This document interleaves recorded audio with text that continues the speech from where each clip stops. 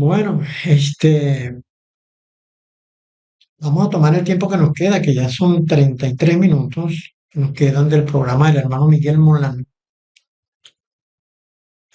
Pues aparentemente no va a estar hasta el final, entonces vamos a hablar un poquito de la diferencia que hay entre el arrebatamiento y la segunda venida.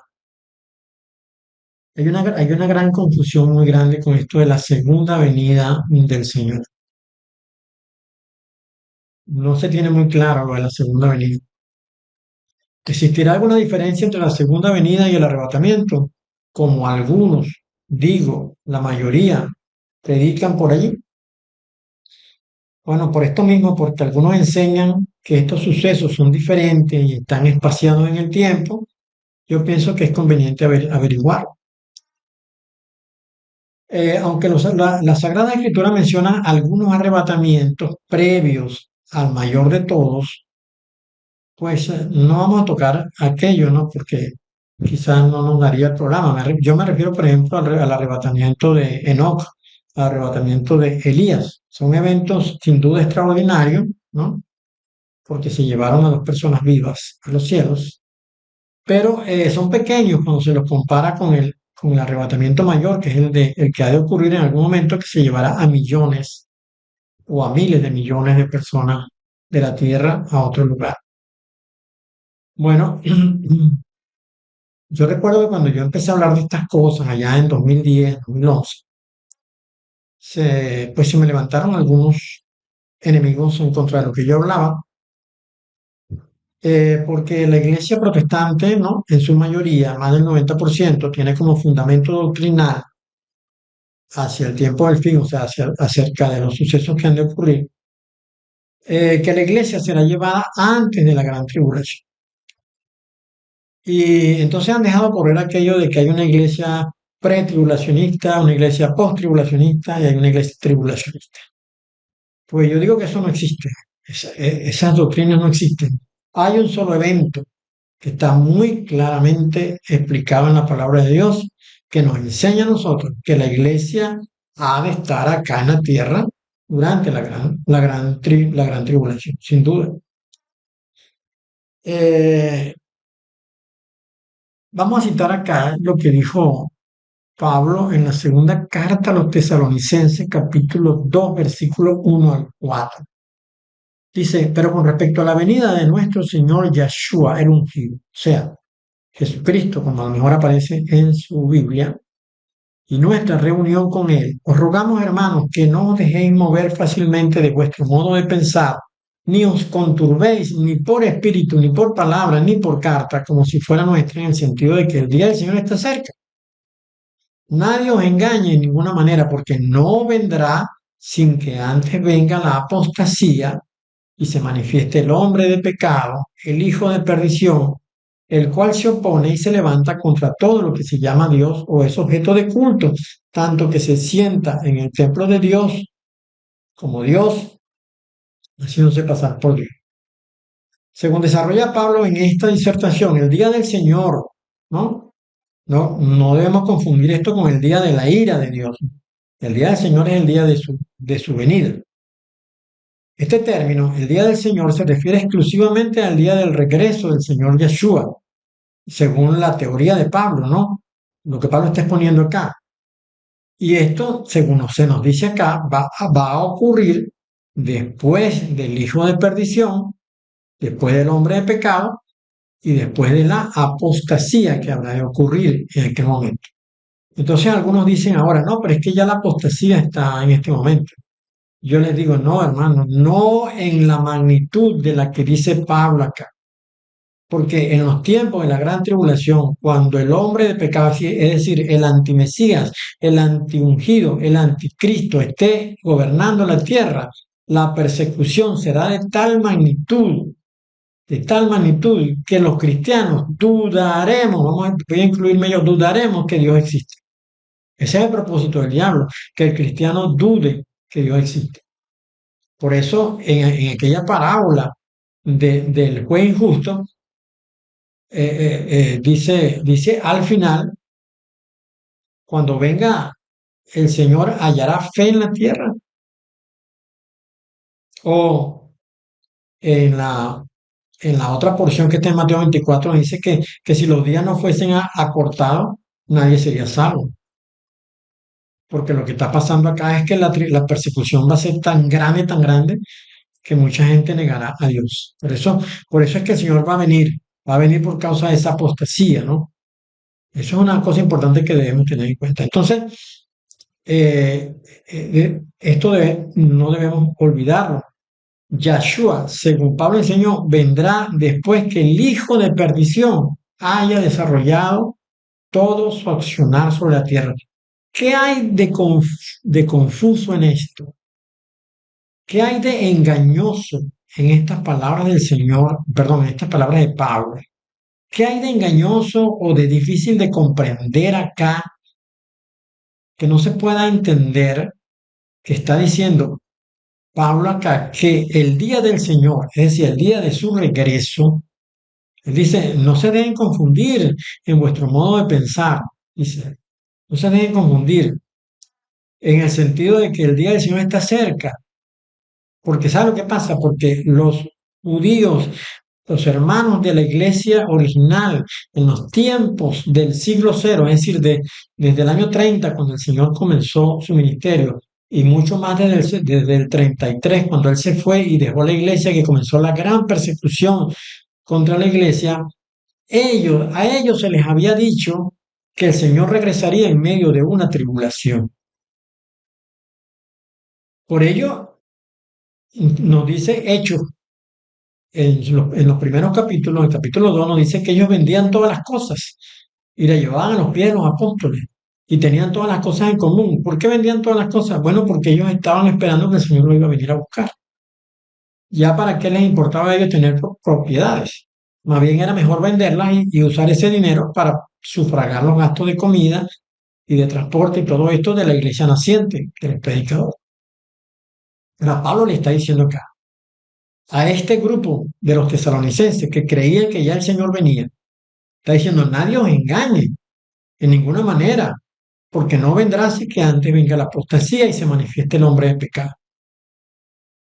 Ellos, le está diciendo, pareciera que les estuviera diciendo él a ellos, es que ya apareció el anticristo, es que ya está gobernando el anticristo en este momento, es que ya se ha producido la gran apostasía. Bueno, si esto no ha ocurrido, entonces porque el Señor no va a venir en este momento. Ahora, eso fue allá en el siglo cero, pero en este momento, en el siglo XXI, todavía no se ha colocado el anticristo a gobernar. Todavía, 21 siglos después, no ha ocurrido la apostasía. Entonces, pues todavía no ha venido el Señor. Ya va a venir, pero ¿va a venir cuándo? Cuando, pues según Pablo, cuando se instale el hijo de perdición, el cual se opone contra todas las cosas, ¿no? ¿Mm? Eso es lo que le está diciendo. Por ejemplo, en el capítulo 24 del Evangelio de Mateo, los discípulos le preguntan al Señor, dinos cuándo serán estas cosas y qué señal habrá de tu venida y del fin del siglo. El término usado acá para venida es la palabra parusía. ¿Mm? La palabra parusía es una palabra hermosa, ¿verdad? Bueno, Pablo también usa la palabra parusía en la primera carta a los Corintios, capítulo 15, versículo 23, donde dice, pero cada uno su debido orden. El ungido, o sea, Cristo, las primicias. Luego los que son de Cristo, los que son del ungido, en su venida, es decir, en su parusía. Es decir, entonces que en la venida, cuando haga presencia, los que son de Él han de resucitar. Los que son de Él, que estén muertos al momento de su presencia, de su venida, porque el resto, es decir, los que estén vivos, pues en el momento del arrebatamiento, solo ascenderán después de los que resuciten, según dice primera carta a los tesalonicenses, capítulo 4, versículos 13 al 18. Y camino al cielo, en la subida, en el ascenso, en el arrebatamiento, sus cuerpos serán transformados, pasando del cuerpo de la humillación nuestra en este momento, en carne con concupiscencia al cuerpo de la gloria del Señor, según dice Filipenses 3, versículos 20 y 21. Seremos semejantes a Él cuando le veamos. Esto será en la primera carta de Juan, perdón, esto está en la primera carta de Juan, capítulo 3, versículos 2 y 3. Entonces vemos las cosas trascendentales que han de ocurrir cuando sea su venida. Al momento de su venida, pues se darán cuenta del Señor. Yo supongo que cada pastor encargado de iglesia deberá presentar a Dios a todos aquellos que le fueron entregados a su cargo. Pablo dijo que en la venida del Señor, en la parucía, es decir, en su presencia, Él mostraría lo que es su gloria personal, que son sus fieles. Él dijo esto, ¿no? Porque ¿cuál es nuestra esperanza? O gozo, o corona, de que me gloríe. ¿No lo sois vosotros delante de nuestro Señor Yeshua ungido en su venida? O sea, que esa es la gloria de Pablo, pues los que creyeron en el Señor por su predicación. En su venida habrá que entregar cuentas sobre los demás que fueron entregados en custodia. Ahora, los que estemos acá en la tierra al momento de su venida, eh, dice Pablo, ¿no? En la primera carta a los tesalonicenses, capítulo 4, versículo 15, dice, por lo cual os decimos esto en palabra del Señor, que nosotros que vivimos, que habremos quedado hasta la venida del Señor, no precederemos a los que durmieron. A mí me gusta acá decir que Pablo también creía que ya el Señor estaba por venir, aunque él le dijo a ellos que el Señor vendría después del anticristo y después de la, ¿cómo se llama? Pues después de negar al Señor y todo esto, ¿no? La apostasía. Sin embargo, él creía que esto del anticristo estaba por suceder, porque él considera que él va a estar vivo, considera que iba a estar vivo para la venida. Él dice que nosotros los que vivimos, los que habremos quedado, dijo Pablo, no, hasta la venida del Señor, no precederemos a los que durmieron. ¿Mm? Es decir, no iremos primero, dice él, ¿no? No iremos primero. Entonces, el acto de la venida del Señor es único, no encontrándose otro más diferente a este en otro momento. Al momento de su venida, de nuevo en la tierra, los muertos resucitarán y los que hayan quedado ascenderán después. El retorno del Señor, dijo Pablo, esto ya lo leí. Pero con respecto a la venida de nuestro Señor Yahshua el ungido y nuestra reunión con Él, os rogamos, hermanos, ¿no? Entonces, este versículo es el más claro de todo en cuanto a despejar las dudas acerca de lo que significa el regreso de Yahshua el Señor a la tierra. Porque lo que significa es que en su momento, cuando Él aparezca, todos los que somos de Él nos reuniremos con Él en ese evento, cuando Él aparezca. No antes, tampoco después, sino en ese momento. También dijo Pablo que cuando sea su venida le sería entregado un galardón. Él dijo, por lo demás, me está guardada la corona de justicia, la cual me dará el Señor, juez justo en aquel día, no solo a mí, sino también a todos los que aman su venida. Segunda de Timoteo 4. En ese momento Pablo le estaba diciendo a Timoteo que ya él estaba envejecido y el tiempo de morir estaba cerca, y que lo que le quedaba por delante era esperar la corona de justicia, la cual, según él, le sería entregada en aquel día, es decir, cuando el Señor viniera. ¿Mm? Ahora bien, Pablo no aclaró cuándo era aquel día, ¿Mm? Pero sí dio a entender que sería después o en su venida, no antes, es decir, cuando serían hechas estas cosas. Sin embargo, el estudio cuidadoso de la palabra nos ayuda a entender cuándo será este momento.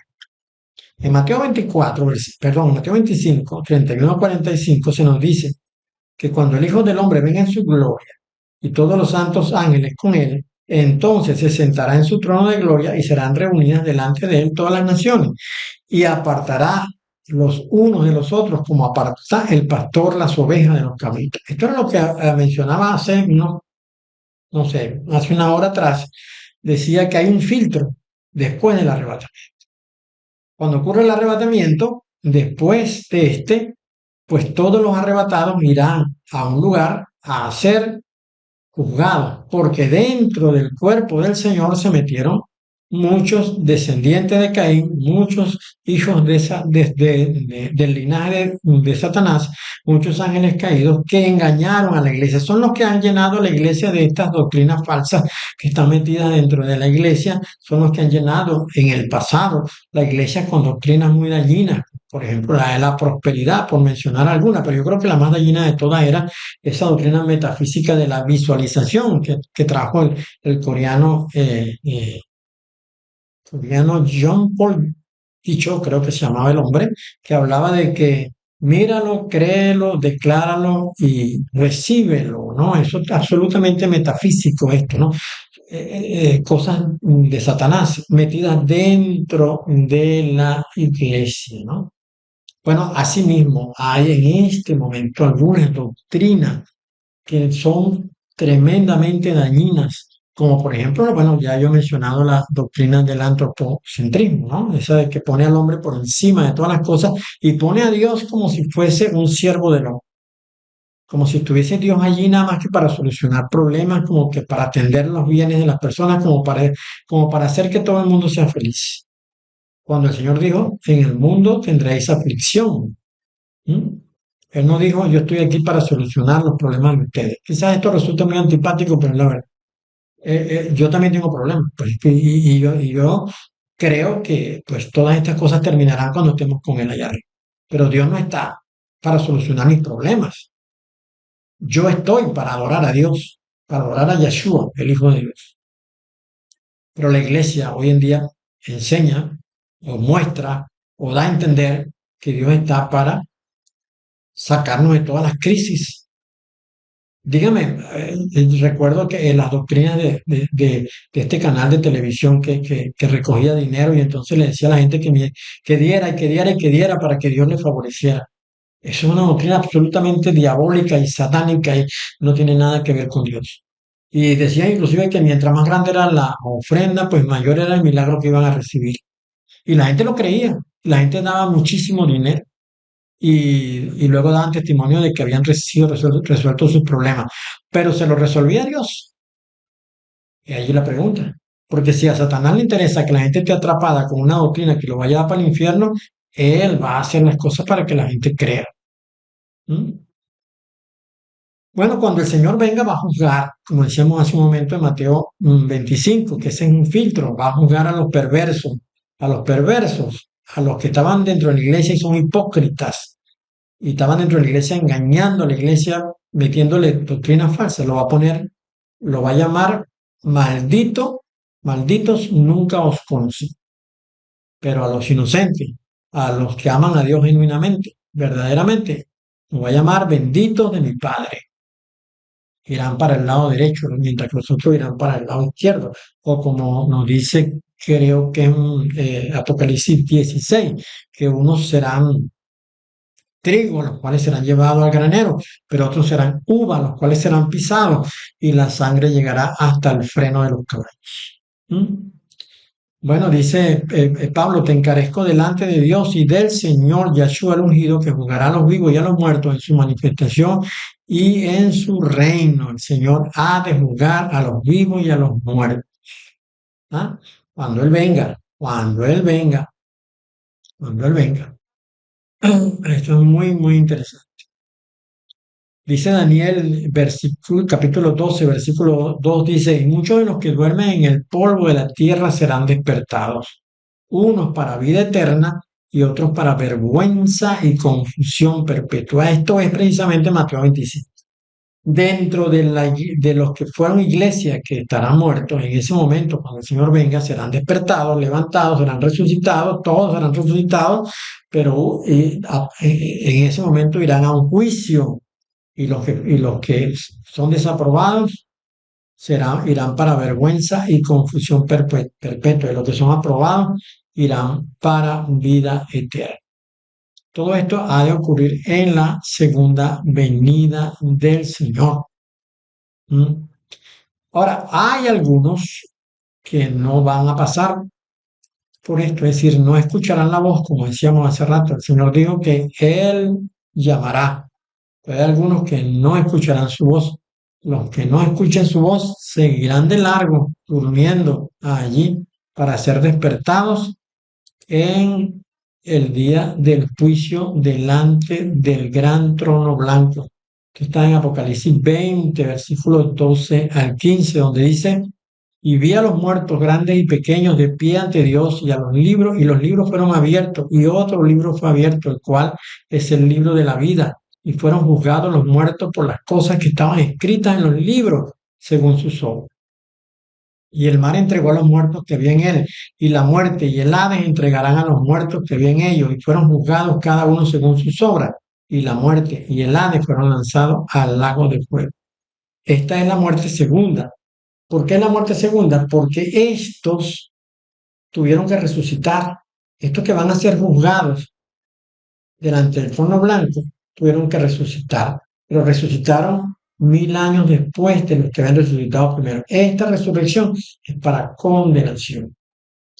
Y dice Pedro, no recuerdo ahorita exactamente la cita, creo que en la segunda carta, en el capítulo 3, dice que por esto descendió el Señor a las partes bajas de la tierra para predicar, para que sean juzgados en carne, dice Pedro, para que sean juzgados en carne. Es decir, que todo juicio que ha de venir ha de ser hecho en carne.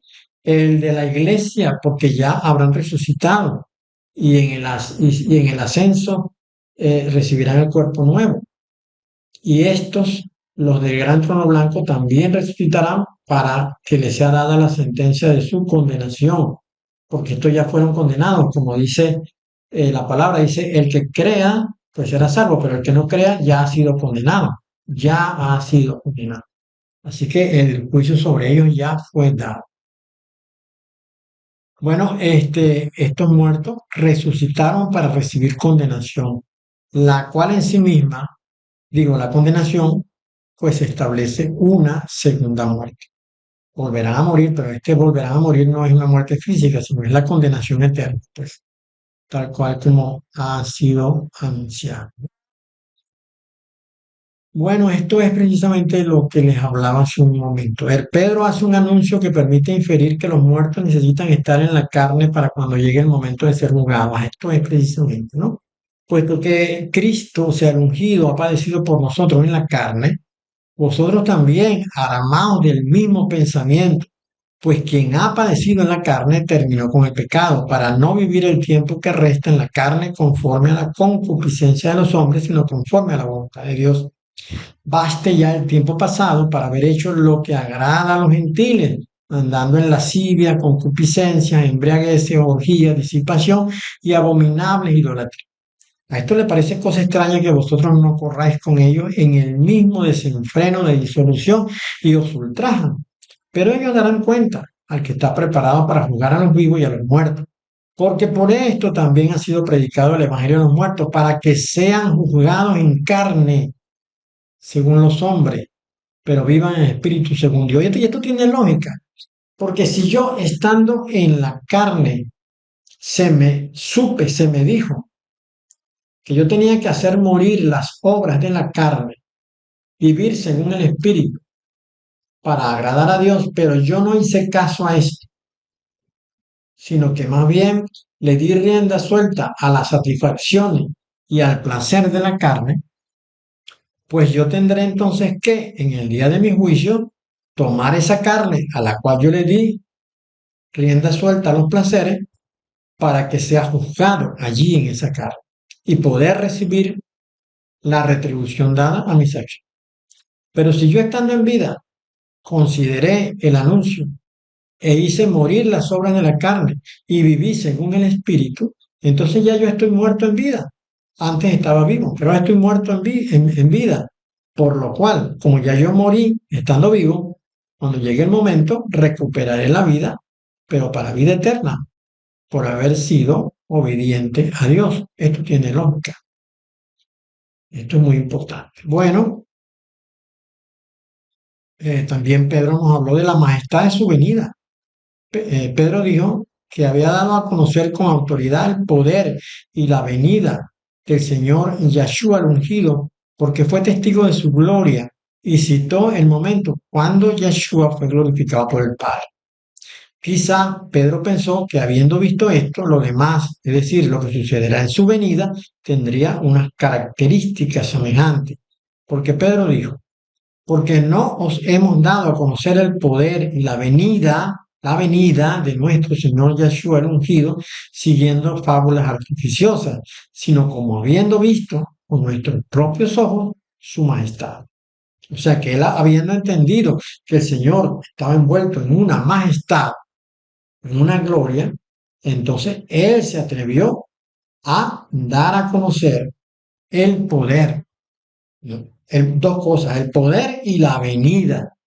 Él anunció el regreso del Señor a viva voz, porque conoció que al Señor lo envolvió la majestad del anuncio que vino del cielo cuando Pedro y Andrés creo, estaban con él allí en ese lugar, y del cielo vino una voz que dijo, este es mi hijo amado, en quien tengo complacencia, ¿no? En quien me complazco. Bueno, ya son las 10:53, estamos prácticamente a punto de terminar la hora de mi hermano Miguel Molano, pero vamos a aprovechar los minutos que quedan para conversar un poquito más de otras cosas, ¿no? Acá está la venida del Señor es comparada con un relámpago horizontal. Sabe que a mí me llama la atención muchísimo este cuento, ¿no? Porque es un cuento, es una fábula, esto que ha utilizado la iglesia evangélica de aquello de dejados atrás, ¿no? Es una película o es un libro, o es un libro y una película que habla de los que pues no subirán en el momento del arrebatamiento. Y entonces pues ahí vemos nosotros como quedan las ropas tiradas en el piso y los carros se estrellan, los aviones se estrellan porque el piloto del avión, del carro, era un cristiano que fue arrebatado y todo esto. Bueno, toda una historia que nos han desatado con la intención de hacernos creer de que el arrebatamiento ocurrirá de tal manera que nadie se dará cuenta. Pero qué grado de desconocimiento tan grande, porque el arrebatamiento ocurrirá después que haya habido una gran tribulación, después que el sol, la luna y las estrellas se oscurezcan, todo se pondrá negro, todo se pondrá oscuro, después que 200 millones de piedras golpeen la tierra durante 5 meses, después que los cielos se quemen y se descorran los cielos y se pueda ver la señal del Hijo del Hombre. Después de todas esas cosas, el Señor mandará a sus ángeles a recoger a los suyos, pero justo antes, la aparición del Señor será como un rayo que cruza todo el firmamento, ¿no? ¿Mm? Todo el firmamento.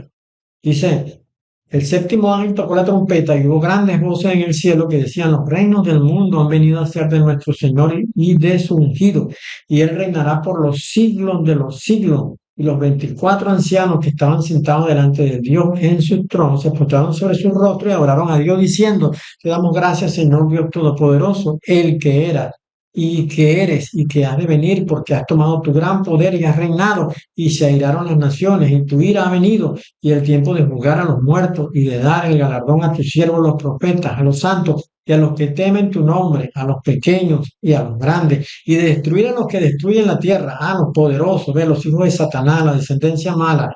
Y el templo de Dios fue abierto en el cielo y el arca del pacto se veía en el templo. Todo esto después que los cielos se descorran y hubo relámpagos, voces, truenos, un terremoto y grande granizo. Todo esto ocurrirá en el momento del arrebatamiento. Todas estas cosas que les acabo de nombrar. Entonces, ¿cómo es ese cuento que narra la iglesia evangélica de dejados atrás, de que si un poquito de ropa aquí, o estaban en la iglesia en un servicio y de pronto se desaparecieron 20 de los 50 que había allí, 30 se quedaron y 20 se fueron? Eso es cuento, eso es mentira, eso no está basado en la verdad de la palabra de Dios, eso es un engaño de los mentirosos. Y todas esas obras han sido hechas por los descendientes de los ángeles caídos, que se metieron dentro de la iglesia para confundir y para eh, voltear la verdad, ¿no? ¿Mm? Pedro escribió lo siguiente, mira, puesto que todas estas cosas han de ser deshechas, hablando de los cielos, ¿no? Que han de ser quemados, ¿Cómo no debéis vosotros andar en santa y piadosa manera de vivir, esperando y apresurando para la venida del día de Dios, en el cual los cielos encendiéndose serán deshechos y los elementos siendo quemados se fundirán? Pero nosotros esperamos según sus promesas cielos nuevos y tierra nueva en los cuales mora la justicia. Todo esto ocurrirá antes de su venida. Entonces no se deje engañar, no se deje engañar, mi hermano amado, porque la segunda venida y el arrebatamiento vienen a ser prácticamente lo mismo. Cuando el Señor aparezca en las nubes, será después de todas estas cosas que yo mencioné hace un momento. El Señor aparecerá en las nubes. Y cuando el Señor aparezca en las nubes, que los ojos de los poderosos lo vean y corran a esconderse, Él dará la señal a los ángeles para que recojan a los suyos. Es prácticamente el mismo evento, solamente que en este momento el Señor no pisa la tierra, no pisa la tierra. Después de esto ocurrirá lo que vimos hace un momento en Isaías 26, que el Señor llevará a los que pasaron ese primer filtro, los llevará a un lugar para ser guardados allá, para que canten el cántico de Moisés y del Cordero, para que el Señor dé la orden de que caiga sobre la tierra las 7 copas del año. Después de eso, el Señor descenderá con su ejército, su enorme ejército. Eso que usted lee en Apocalipsis 19, descenderá con su enorme ejército y posará sus pies en el monte Sinaí. Bueno, digo yo, serán los pies de los caballos de los cuales vienen, se posarán allí en el monte Sinaí y allí descenderán. Ese será el momento cuando el Señor pise la tierra. En el primer momento no, cuando se produce el arrebatamiento, ahí no pisa la tierra. Y luego pasa un tiempo. ¿Ese tiempo cuál es? Mientras son guardados, mientras ocurren las 7 copas de la ira. Pero luego el Señor desciende para posar sobre la tierra y para ejercer su gobierno de 1000 años.